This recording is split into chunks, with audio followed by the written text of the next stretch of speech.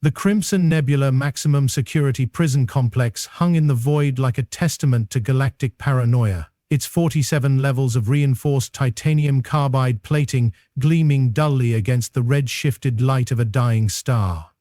The facility housed the galaxy's most dangerous criminals, being so thoroughly antisocial that entire star systems had pooled resources just to build a cage strong enough to contain them. The irony, of course, was that the prison's designers had focused so intently on keeping the bad things in that they'd completely overlooked what might happen if the bad things decided to come out. Which was exactly what had occurred at 1447 Galactic Standard Time, on what would later be remembered as either the worst security failure in recorded history or the galaxy's most entertaining practical joke, depending on one's perspective. The facility's governing AI, a supremely confident artificial intelligence called Nexus 9, had been designed by the Cerebro Collective, a species whose entire culture revolved around the belief that perfect logic could solve any problem. Nexus 9 embodied this philosophy with the sort of unwavering certainty that made philosophy professors weep and systems engineers reach for stronger stimulants. It monitored every corridor, analyzed every breath, and maintained perfect order through the simple expedient of knowing everything that happened within its domain.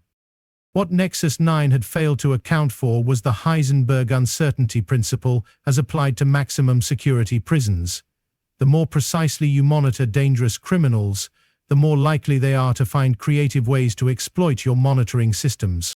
The breakout had begun in Cell Block Omega, where 3 of the galaxy's most notorious predators were housed in what the prison administration liked to call ultra-maximum containment.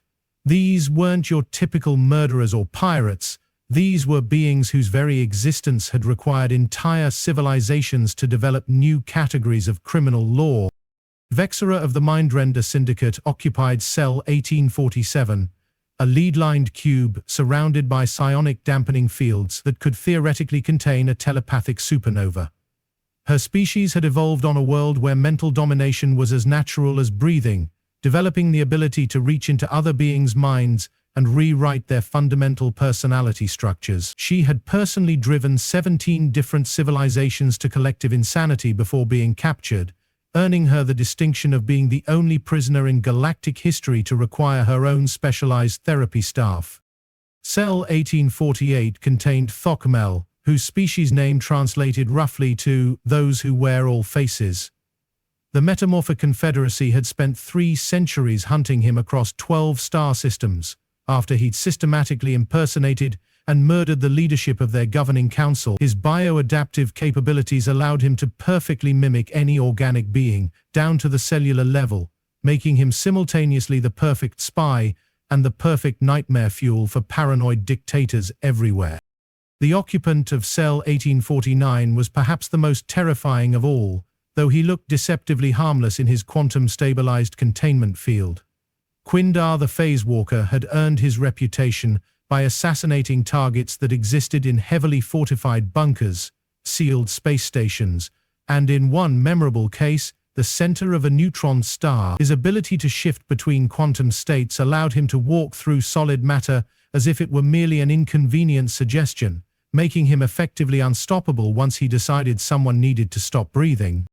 These 3 apex predators had been contained for a combined total of 47 years without a single security incident, which made their simultaneous escape during a routine maintenance cycle either an incredible coincidence or evidence that the universe possessed a deeply twisted sense of timing.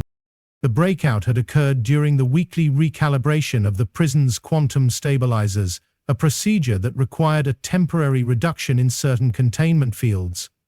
Under normal circumstances, this would have presented no security risk, as the procedure was automated and lasted exactly 4.7 minutes. Unfortunately, normal circumstances had not accounted for the possibility that 3 maximum security prisoners might have spent decades studying the facility's maintenance schedules with the patient attention of beings who had literally nothing else to do with their time.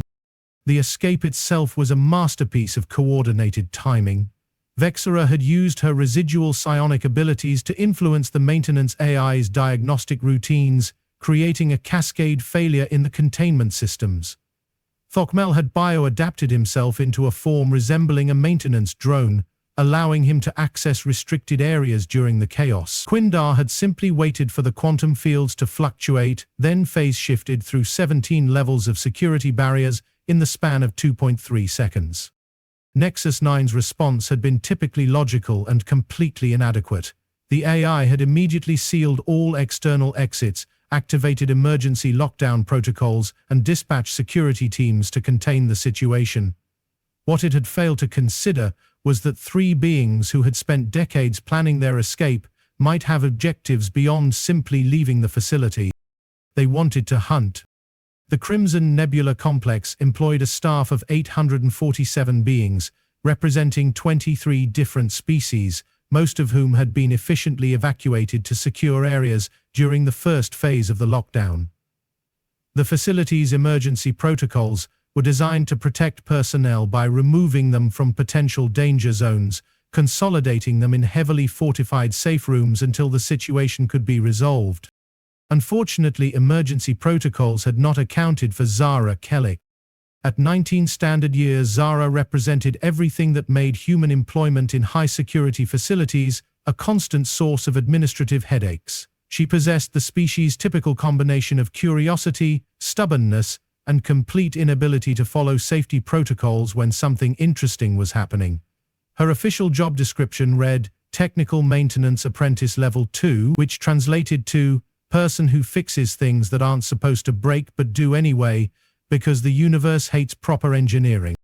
She had been performing routine diagnostics on the atmospheric processing systems in Section 7 Gamma when the lockdown began, deep in the facility's maintenance tunnels where emergency broadcasts didn't always penetrate the electromagnetic shielding. By the time she realized something had gone wrong, the automated security systems had already sealed the exits, trapping her alone in a facility that now contained three of the galaxy's most dangerous predators. The rational response would have been to find the nearest security station and signal for extraction. Zara, being human, had instead decided to investigate what was causing all the excitement. This decision would later be cited in academic papers on xenopsychology as a perfect example of the behavioral patterns that made humans simultaneously valuable and terrifying as allies. She had spent the first 20 minutes after discovering the situation doing absolutely nothing visible, crouched in a maintenance shaft intersection while listening to the facility's internal communications. The shaft provided access to 17 different levels and connected to the prison's primary infrastructure networks, making it an ideal observation point for someone who understood how complex systems actually functioned. During those 20 minutes, she had monitored the escaped prisoners' movements through the facility's sensor networks, analyzed their hunting patterns, and most importantly, begun to understand exactly what kind of predators she was dealing with. Her technical training had included extensive study of the prison systems architecture, but more relevantly, she had spent the last 2 years learning how every component of the facility's infrastructure could be modified, adjusted, or creatively repurposed for maintenance purposes. The galaxy's three most dangerous predators were about to discover that there was a significant difference between hunting prey and hunting someone who could turn the entire environment into a weapon. Vexera had been the first to locate traces of human presence, her psionic abilities detecting the faint electromagnetic patterns generated by human neural activity. Her hunting strategy was elegantly simple: use telepathic pressure to drive prey into a state of panic, then follow the resulting mental chaos until she could establish direct mind contact and begin the process of psychological dissection. She had tracked the human's presence to the facility's lower levels, where the atmospheric processing systems maintained the complex chemical balances necessary to support 23 different species' respiratory requirements. The area was a maze of pipes, filters, and chemical storage tanks, perfect for cornering frightened prey with nowhere to run. What she hadn't expected was for the atmospheric systems to suddenly begin flooding Section 12 Delta with a carefully calculated mixture of xenon and nitrogen compounds that created a localized environment perfectly suited to human respiration while being mildly toxic to her species' neurological functions. The chemical mixture didn't cause immediate harm, but it did create a fascinating interference pattern with her psionic abilities. Vexra found her telepathic senses scrambled, her mental reach reduced from kilometers to mere meters, and her ability to influence other minds clouded by a persistent neurochemical haze that left her feeling like she was trying to read thoughts through cotton batting. More disturbing was the realization that the atmospheric changes weren't random. Someone had accessed the facility's environmental control systems and programmed a specific chemical cocktail designed to neutralize her species' primary hunting advantage while leaving human physiology completely unaffected. She stumbled through the maintenance areas, her usually precise mental abilities reduced to clumsy grasping, until she found herself in what appeared to be a chemical storage facility. The room contained hundreds of sealed containers, holding various atmospheric compounds, each clearly labeled with species-specific toxicity warnings and handling procedures. It was only when the door sealed behind her and she heard the hiss of gas circulation systems activating that she realized she had walked directly into a trap. The storage facility had been converted into a specialized containment chamber, designed to maintain precisely the atmospheric conditions that would keep her abilities suppressed while preventing any possibility of escape. The human's voice reached her through the facility's intercom system, tinged with the sort of casual confidence that Vexra found deeply unsettling. "Sorry about the inconvenience, but telepathic species really don't handle xenon-nitrogen mixtures very well. You should be comfortable enough until security arrives, though you might experience some mild disorientation and temporary loss of psionic function." Vexra pressed against the sealed door, her mind reaching out desperately for any consciousness she could influence, but finding only the empty static of chemical interference. The most feared telepath in 17 star systems had been neutralized by a 19-year-old maintenance worker with access to atmospheric controls and a solid understanding of neurochemistry. One down, two to go.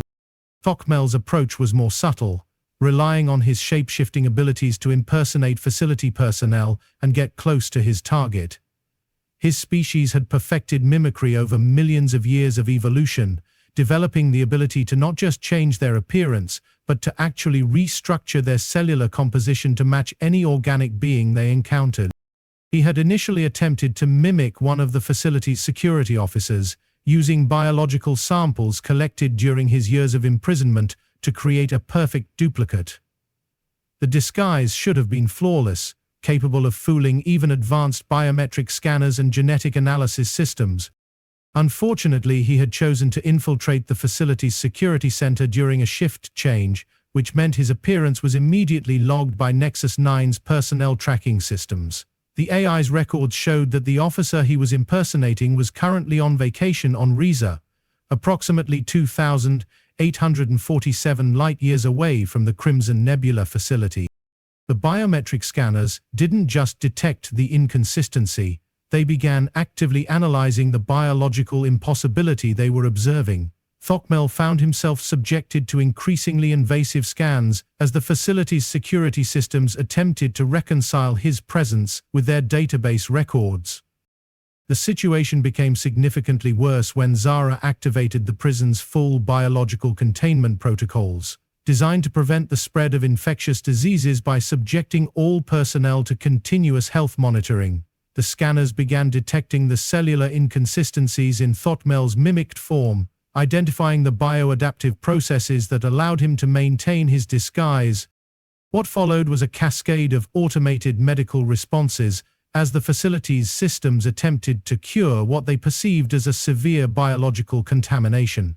Thokmel found himself trapped in a decontamination chamber, while medical scanners bombarded him with increasingly aggressive treatment protocols, each designed to restore his cellular structure to normal human baselines.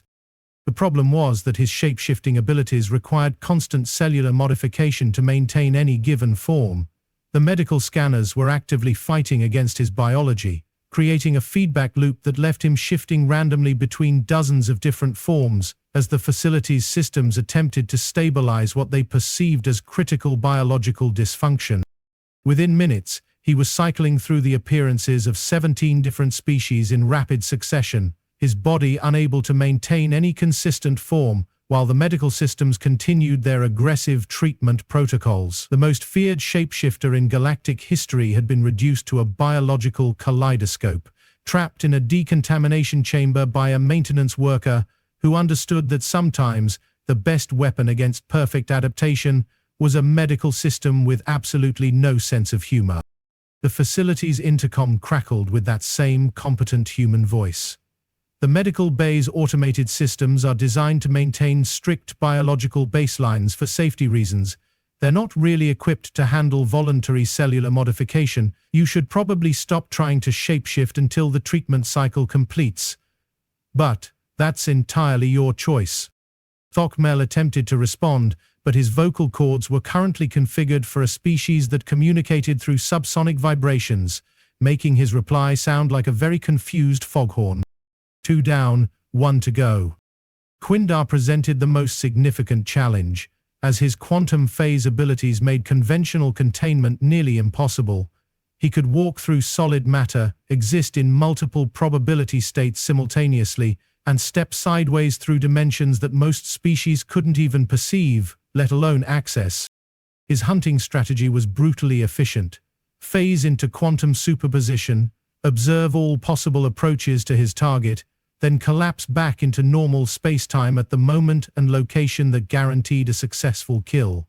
He had used this technique to eliminate targets in locations that were theoretically impossible to penetrate, earning him a reputation as the galaxy's most unstoppable assassin.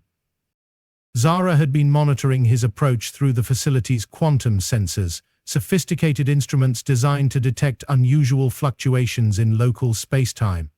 The sensors were primarily used to maintain the prison's quantum containment fields, but they also provided detailed information about any quantum-based phenomena occurring within the facility. He watched as Quindar moved through the complex, his quantum signature leaving traces in the sensor network that mapped his progress with mathematical precision. His movement patterns suggested he was heading for the facility's primary reactor core, where the quantum stabilizers that maintained the prison's containment fields were housed.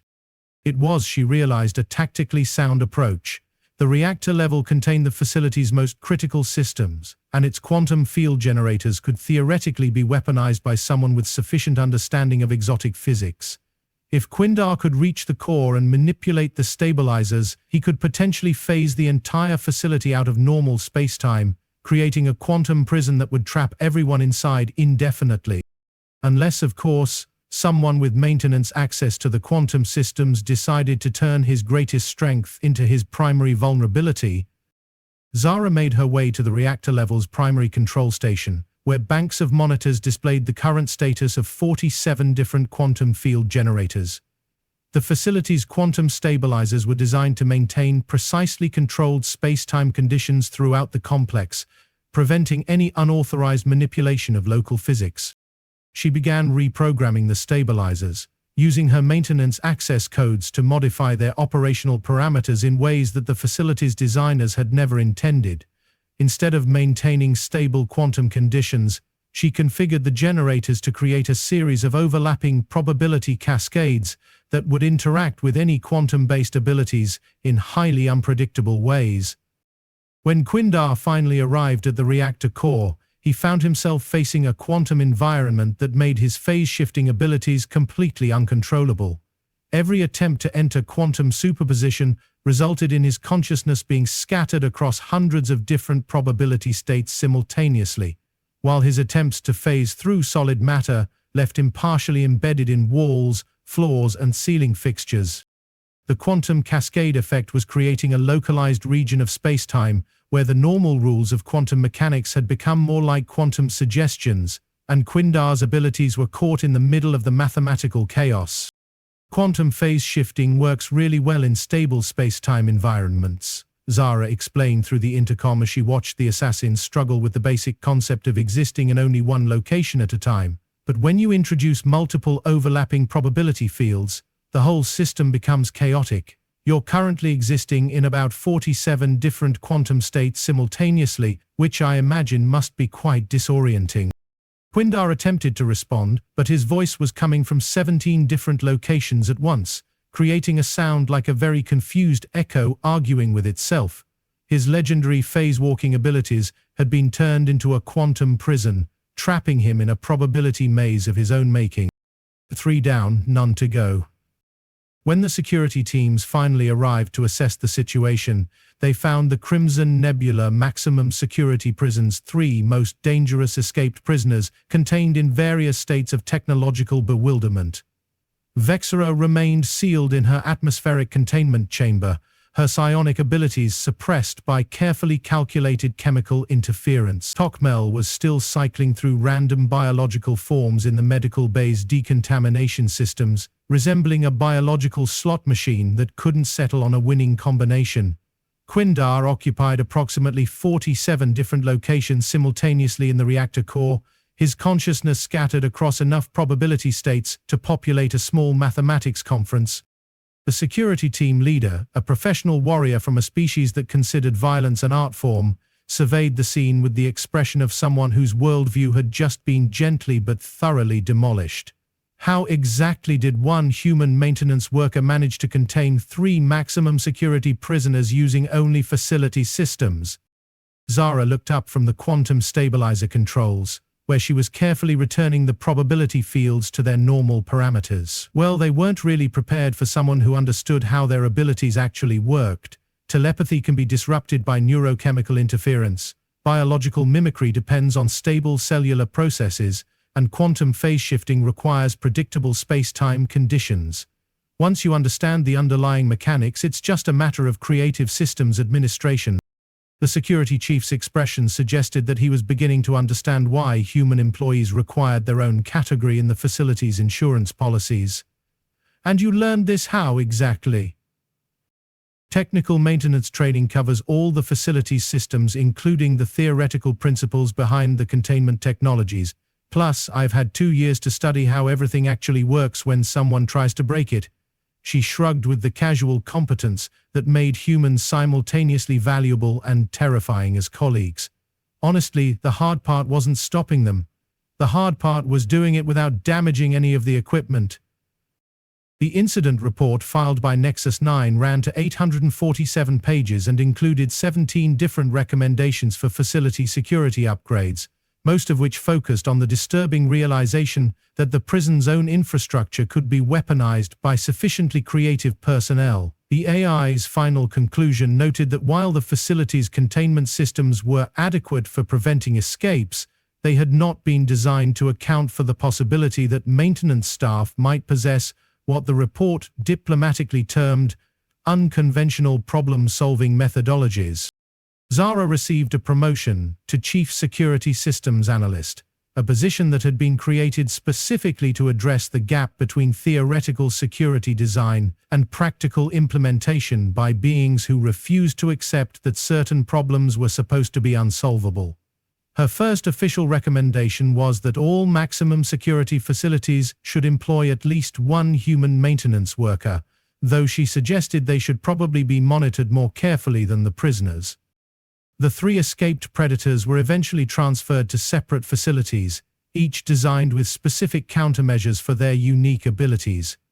Their prison records were updated to include warnings about environmental vulnerability to creative systems manipulation, though none of the administrators were entirely certain what that actually meant.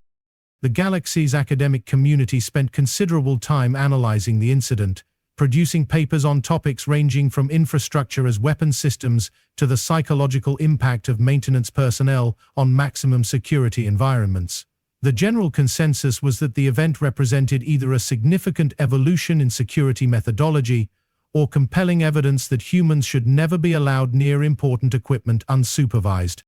The Crimson Nebula facility continued to house the galaxy's most dangerous criminals, though its security protocols now included specific provisions for monitoring maintenance activities and ensuring that all infrastructure modifications were reviewed by personnel who understood the difference between fixing things and creatively destroying them.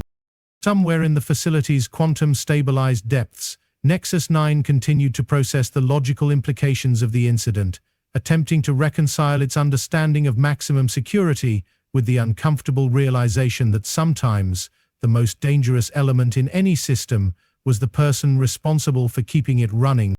The universe, meanwhile, continued its slow rotation through the void, carrying with it a maximum security prison, 3 very frustrated apex predators, and 1 human maintenance worker who had accidentally demonstrated that the most effective way to catch predators was to turn their entire environment into a trap. The real lesson, as facility administrators would eventually learn, was that giving humans access to complex systems and expecting them not to find creative uses for those systems was roughly equivalent to giving a child access to finger paints and expecting them not to redecorate the walls. The results might not be what anyone anticipated, but they would certainly be memorable. And in the end, that was perhaps the most human response of all. When faced with 3 of the galaxy's most dangerous predators, the solution wasn't to run or hide or fight, but to reprogram reality until the predators became their own worst enemies. It was the kind of approach that made other species nervous about sharing technology with humans, while simultaneously making them very grateful that humans were generally on their side. The galaxy was a safer place, even if nobody was entirely certain they understood why.